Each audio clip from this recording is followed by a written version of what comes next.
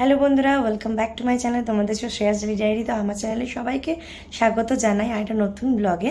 তো আজকে এখন বাজে হচ্ছে মোটামুটি 5:45, আর আমি জাস্ট একটু শুয়েছিলাম, তারপরে এই জাস্ট উঠলাম। এবার একটু চাটা বানাবো আর তারপরে একটু বেরোবো। সেটা হচ্ছে কি, একটা গিফট কিনতে যেতে হবে। সেটা হচ্ছে আমার সঙ্গে প্রোগ্রাম করে একটা ভাই, তো আমার সাথে প্রোগ্রাম করে একটা ভাই, তো ওর দাদার বিয়ে আছে।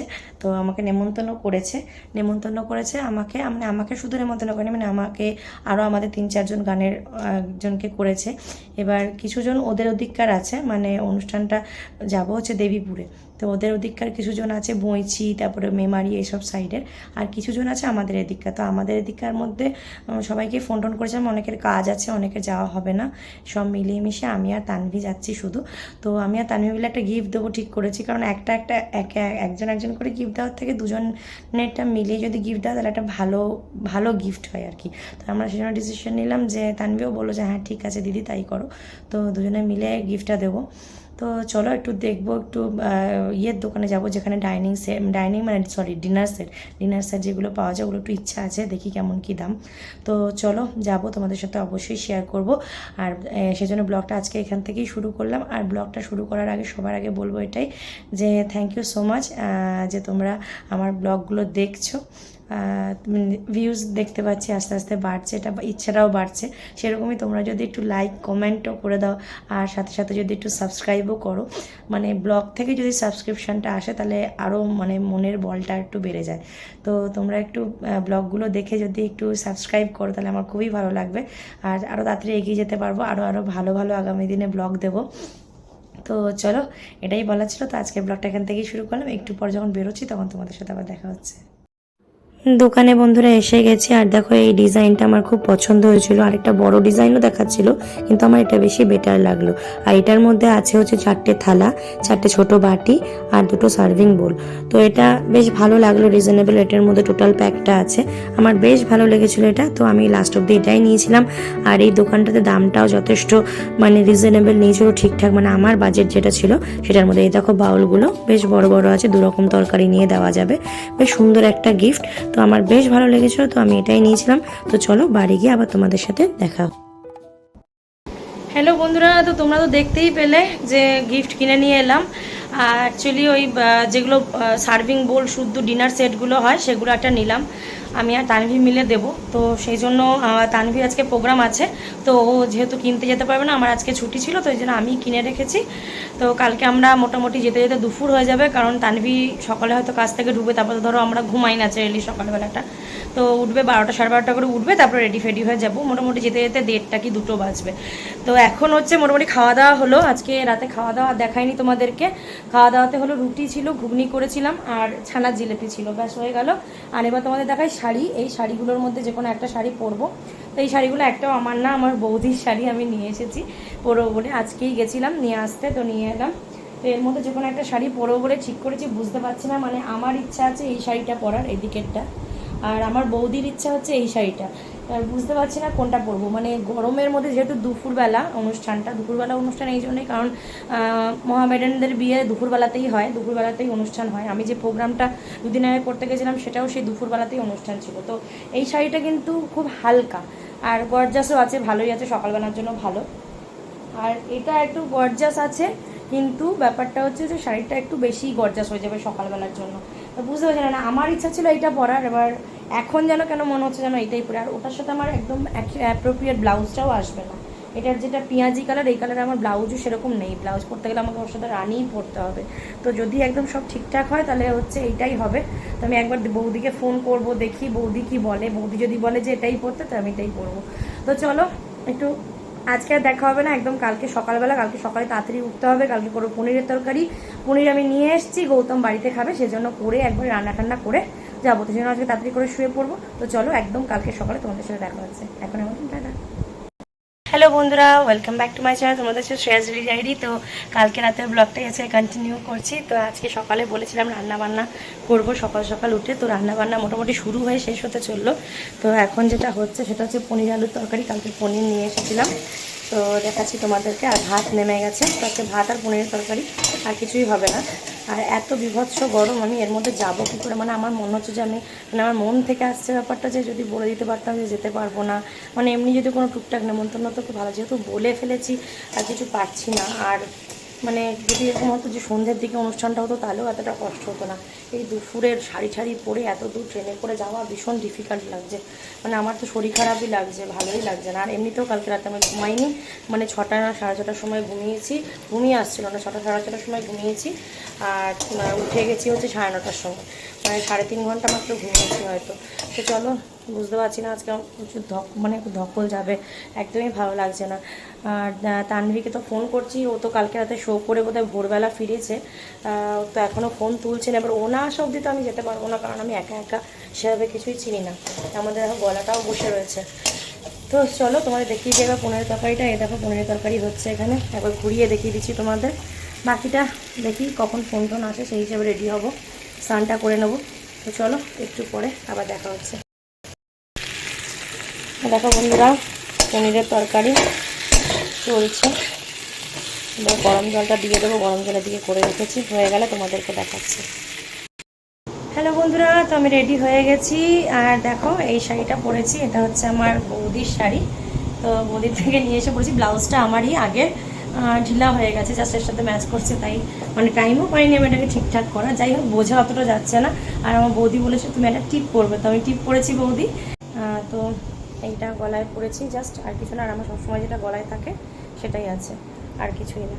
তো চলো, তানভি আসছে, টোটোতে চেপে পড়েছে, ও আসলে আমি বেরিয়ে যাবো। আর কানে এটা বাটারফ্লাই কানের তো দাঁড়িয়ে, চুলটা ওখানে গিয়ে আমি খুলে দেবো, এখান থেকে খুলে গেলে আমি উদ্বাস্তু হয়ে যাবো পুরোপুরি। তো চলো একটু পরে একবারে তোমাদের সাথে দেখা হচ্ছে। তো ট্রেনে তো বসে পড়েছি আলটিমেটলি, এখনও ট্রেনটা ছাড়তে 10-15 মিনিট দেরি আছে। আর এখানে তানভি বলছে আমার ছবি তোলো করে পোজ দিচ্ছে। আমি ওকে বললাম এটা ছবি নয়, এটা ভিডিও হচ্ছে। আর দেখো ট্রেনের মধ্যে প্রচুর লোকজন আছে, সবাই আমাদের দেখছে, কারণ আমরা তো বিয়ে বাড়ির জন্য সেজেছি, সবাই গরমে পাতলা পাতলা জামা পরেছে। আর এর মধ্যে ট্রেনে হর্ন বেজে গেছে আর স্টেশন থেকে ট্রেন ছেড়ে দিয়েছে। তো আলটিমেটলি আমরা তাড়াতাড়ি করে ট্রেনটা পেয়ে গেছিলাম, কারণ আমরা জানতাম না যে এই ট্রেনটা আছে। তো আমরা হঠাৎ করে দেখছি এই ট্রেনটা আছে, তাই বেরিয়ে গেছি। বন্ধুরা পৌঁছে গেছি, তানভি আছে, এদিকে আমি আছি। বিভৎস কষ্ট, বিভৎস গরম লাগছে। স্টেশন থেকে নেমে আমাদের টোটো নিতে হলো, টোটো করে এখান থেকে 20 মিনিট মোটামুটি। তো স্টেশন থেকে বেরিয়ে আসতে হলো অনেকটা। আর হাতের মধ্যে গিফটটা তো দেখেছি কত ভারী, ওটা নিয়ে হাঁটতে পারছি না, শাড়ি গরমে ঘামে পুরো শাড়ি পায়ে জড়িয়ে যাচ্ছে। আর হিল পরেছি, তানভিও হাঁটতে পারছি না, ওরও শাড়ি ফাড়ি জড়িয়ে যাচ্ছে। যেহেতু আমাদের শাড়ি পরার অভ্যেস নেই, আর ওই ডিফিকাল্ট আছে, আমি মনে হচ্ছে আমি মুখে উপরে পড়ে যাবো আমরা স্টেশনের মধ্যে। যাই হোক, সে হাঁটতে পারছি না, সেই মনে হচ্ছে যেন কচ্ছপের হাঁটা হাঁটছি, এইটুকু করে স্টেপ নিচ্ছি। বাজে এক্সপিরিয়েন্স, তার মধ্যে বিভৎস গরম। যাই হোক, আলটিমেটলি টোটো পেয়ে গেছি, 20 মিনিট লাগবে, তো পৌঁছে একবারে তোমাদের সাথে দেখা হচ্ছে। কেনা করে দেয়। চারিদিকে তো খুব সুন্দর সবুজে সবুজে ভরা, আর ধুধু করা মাঠের পর মাঠ, মাঝখান দিয়ে একটা টোটো চলে যাচ্ছে, আর সেখানে শুধু আমরা একাই আছি। তো দেখো মাঝে লোকজন আছে, গ্রাম যেহেতু। আর আমরা পৌঁছে গেছি একদম আলটিমেটলি, আর 20 মিনিটের রাস্তার জন্য মোটামুটি আধ ঘন্টার রাস্তা। আর এখানে দেখো ব্রাইডকে কি মিষ্টি লাগছে, এত মিষ্টি দেখতে মেয়েটি, কি বলবো, আর খুবই ভালো মেয়ে। তো বন্ধুরা এইমাত্র পৌঁছালাম, পৌঁছে একটু ছবি তোলা হলো, জাস্ট ফর্মালিটি, মানে গরমে আর পারা যাচ্ছে না। দিয়ে এই ঘরটাতে বসে আছে, এখন ঘরটা অন্ধকার, আলোটা জাস্ট জানলা দিয়ে যতটুকু আলো আছে তাতে কথা বলছি। এখানে তানভি আছে, তানভি আবার নিজেকে দেখছে কতটা মেকআপ নষ্ট হচ্ছে, যদিও মেকআপ কিছু করেনি, জাস্ট একটু পাউডার লাগানো আমাদের।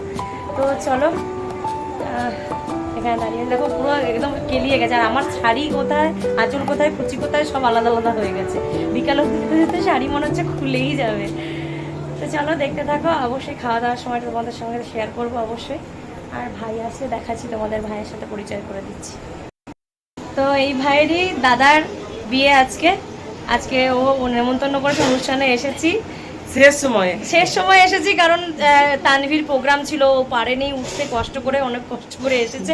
তো আমাদের একটু দেরি হয়ে গেছে, আর ডিস্টেন্সটা একটু বেশি আছে। তো আমাদের যারা জুটি ছিল সবাই চলে গেছে, তো এখন ওই আছে, ওর সাথেই পরিচয় করে দিলাম, বাকিরা তো কেউ নেই।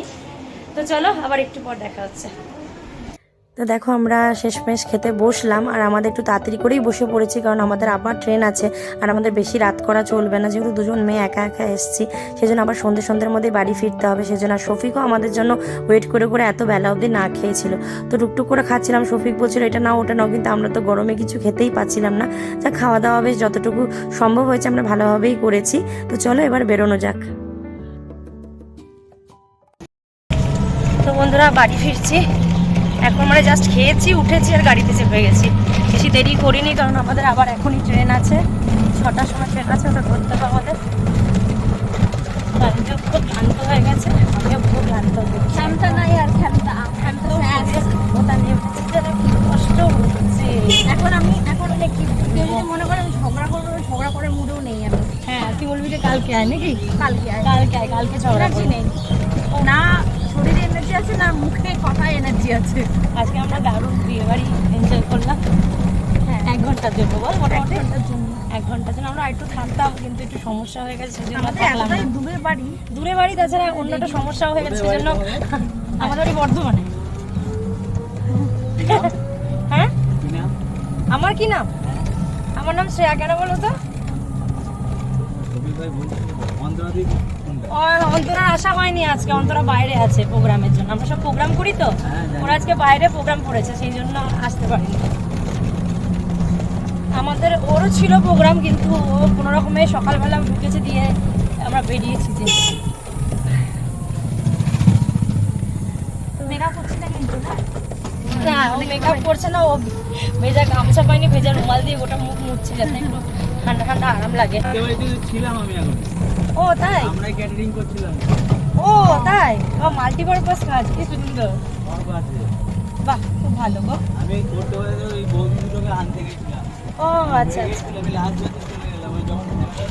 হ্যাঁ হ্যাঁ। তো বন্ধুরা আমি একটু এরকমই গল্পের লোক যদি পাই, তাহলে টোটো দাদার সাথেও গল্প করতে করতে বাড়ি চলে আসি, এরকম অনেক জায়গাতেই করি। তো দেখো এবার স্টেশনে পৌঁছে গেছি। তো এটা হচ্ছে দেবীপুর স্টেশন। তো এখানে টিকিট কাউন্টারটা একটু ঘুরে যেতে হয়। তো চলো টিকিট কাউন্টারে গিয়ে আগে টিকিটটা কাটি।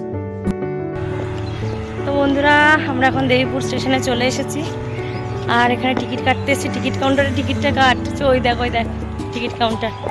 তো আমাদের আবার ওভারব্রিজ দিয়ে দিচ্ছে। তো আমি শাড়ি পরে গরমে ঘামে সব শাড়ি ফাড়ি জড়িয়ে। আমাদের কি জনতা মেনে নেবে?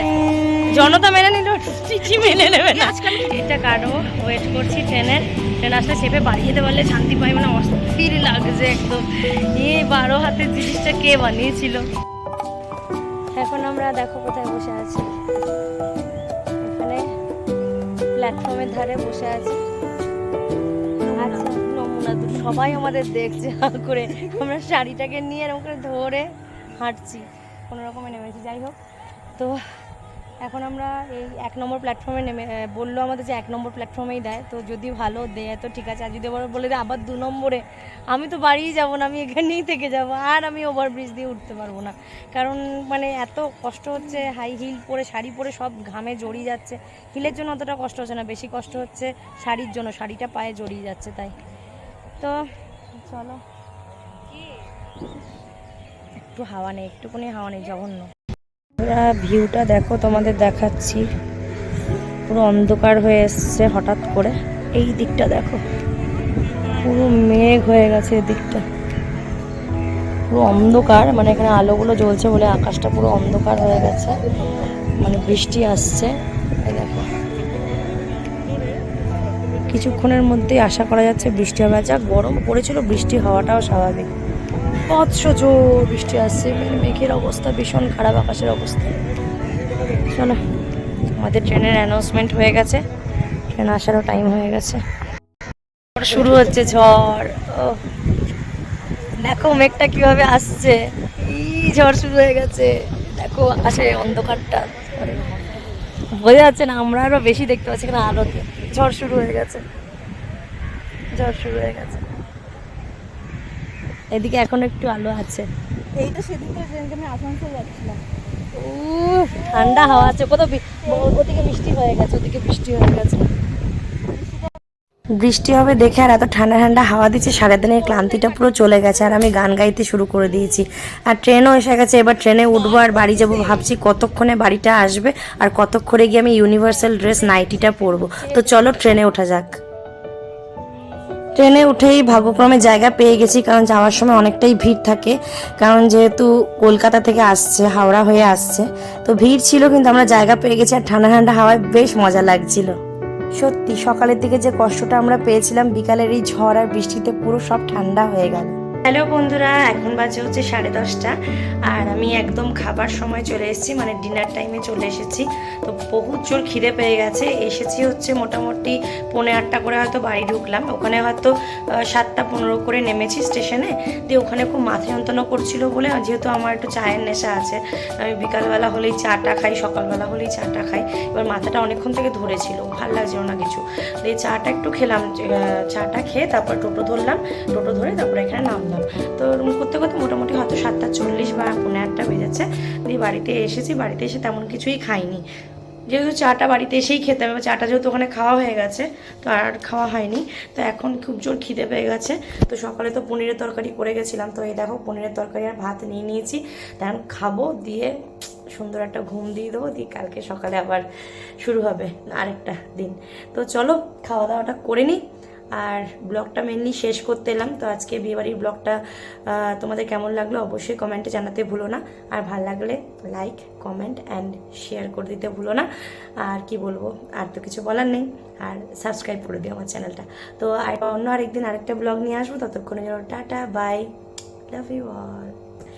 তো চলো তোমাদের একটু ঘুরিয়ে ক্যামেরাতে দেখিয়ে দিই। এই দেখো বন্ধুরা, এটা নিয়ে কেউ করবে না যে একটা থালার মধ্যেই সব নিয়ে নিয়েছে। রাতের বেলার খাবার বাটিতে বাটিতে নেওয়ার দরকার নেই, আর আমি বেসিক্যালি নিও না, যেহেতু একটা তরকারি আলাদা বাটি করার কোনো মানে নেই। তো চলো ভাতের ওপরই তরকারি নিয়ে নিয়েছি, চলো ঝটপট করে খেয়ে নিই।